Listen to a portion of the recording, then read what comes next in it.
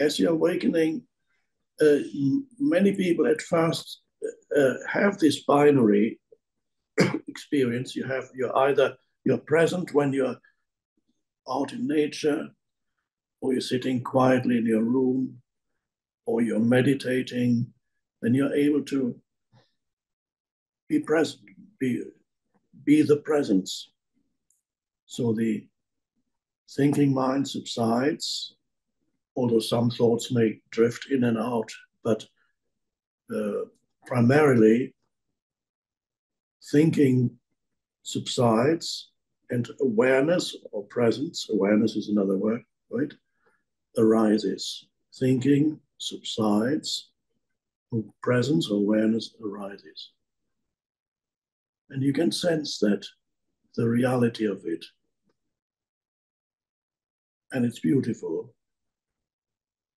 And then those quiet moments, the experience as quiet moments, come to an end because the world challenges you again. So you come back into challenging interactions with people, etc. Or you're just challenged, even though you're still in your room, sitting quietly, the mind starts coming in. You were just meditating, it was going fine, but suddenly some thought comes in and leads to another thought and leads to another thought. And then you are trapped in a stream of thoughts. And again, you're lost in the same way that you can be lost in verbal interactions. You can be lost in the stream of thinking. So many people who are awakening experience that moments of presence and then completely losing it again. Especially when being challenged, but challenge, as I said, is not necessarily an external challenge. Very often you're challenged by your own mind. You're challenged by when the mind is creating all kinds of scenarios and creating monologues or dialogues. It splits itself into two. You have an argument with yourself. All kinds of things. Worry, what is normally conventionally called worry, arises in the middle of the night. You can't stop thinking about all these critical situations that you're going to encounter tomorrow or very soon, and all kinds of scenarios. So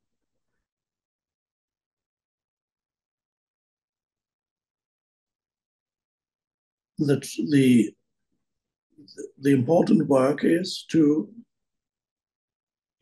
it's still, of course, wonderful to be able to be just in complete stillness and have moments when you're really at peace, that peaceful alertness that is presence. But eventually the daily life and presence have to merge, they have to come together. And the challenges of life I've said it before, but it's important to say it again. The challenges of life, whether they're external challenges, that are actual challenges, or pseudo challenges, or whatever the mind creates, they can either pull you back into complete unconsciousness, or they can be your motivation for deepening the presence, so that you become really rooted in presence. And so whenever a challenge arises, it can go either way, completely lose yourself, or the challenge contributes to the awakening of consciousness. So the moments of undisturbed presence are important, because during those moments, meditation periods or just out in nature or wherever you may be, they're important because during those moments, presence power, as I sometimes put it, presence power grows in you. The power of presence is able to manifest more fully. Presence power is growing in you, and you need that presence power to face the challenges of life. And the challenges of life require you, unless they pull you into unconsciousness, they require you to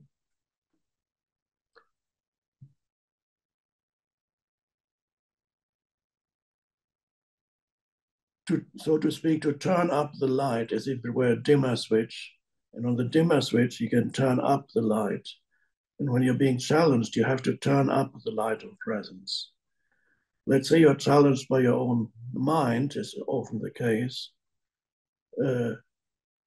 Well,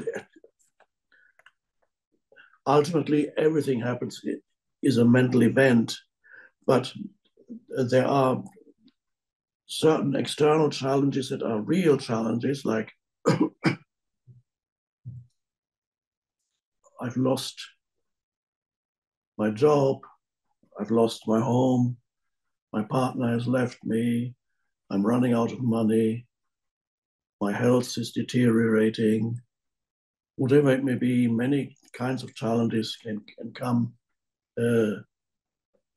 real challenges, but the mind amplifies, even if they're totally real challenges, the mind makes them much bigger than they need to be, because the mind creates a stream of very painful thoughts, fearful thoughts, angry thoughts around those challenges, which may be very real.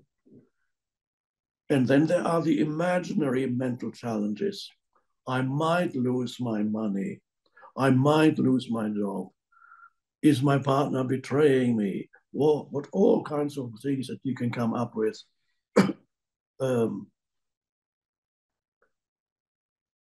Is the stock market going to collapse? What am I going to do then? So that can be just as painful as somebody saying, I've only got a few dollars left. What am I going to live on tomorrow? Could be equally painful as a mental event. So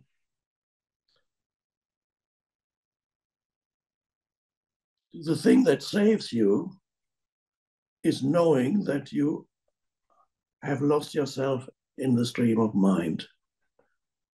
When you know that you've lost yourself in the stream of mind, then you are in that moment, an element of choice has come in.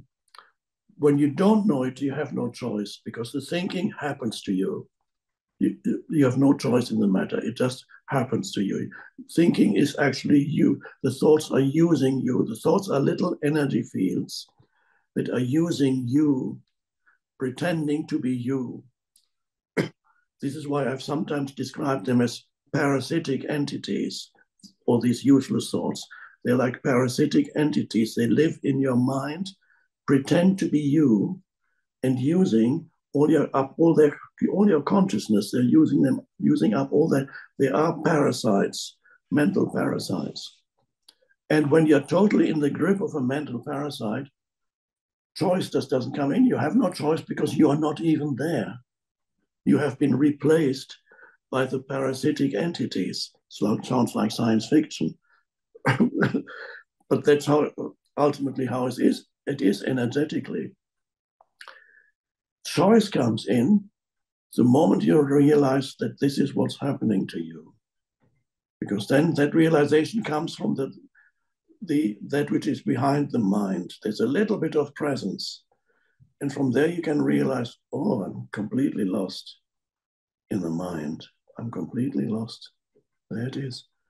Now, if you have to realize, when you know that, in that moment you have a choice.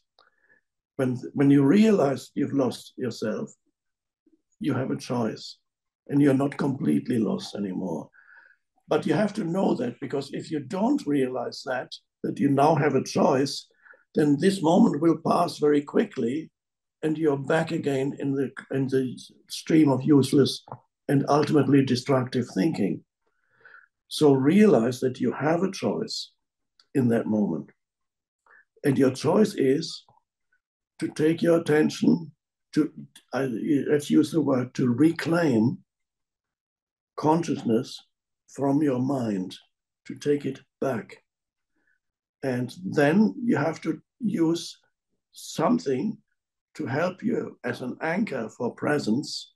And I recommend inner body awareness or breathing. So your choice is, instead of thinking, for example, becoming aware of your breathing.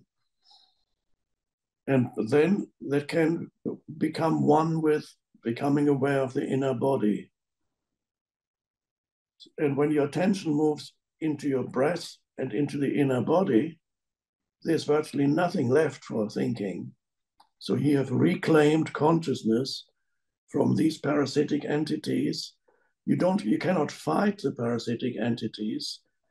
You can only reclaim consciousness. And when you do that, they deflate like a balloon. The air comes out of the balloon, and the parasitic entities suddenly go dissolve into nothingness.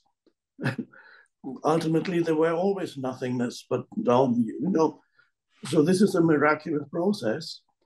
When you reclaim, you realize you have a choice, and your choice is not to think right now, to reclaim consciousness from these entities that make your life miserable.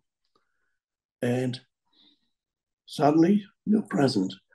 And when faced with raging thoughts, you need to be really present. You need to be intensely present in order to, so that these thoughts do not quickly reappear and pull you back into that stream of painful thinking. You have to be really present, because they will come. They're still there in little, they have lost most of their energy, but potentially the little thought will come in and say, you must think about this again. This is very bad situation, very bad. Think about it. And then oh, and back you are. And then it may have to happen again. You realize you have a choice, okay, to take your attention elsewhere, away from the mind. So that's a very important practice, so that you don't lose yourself completely in your thoughts anymore.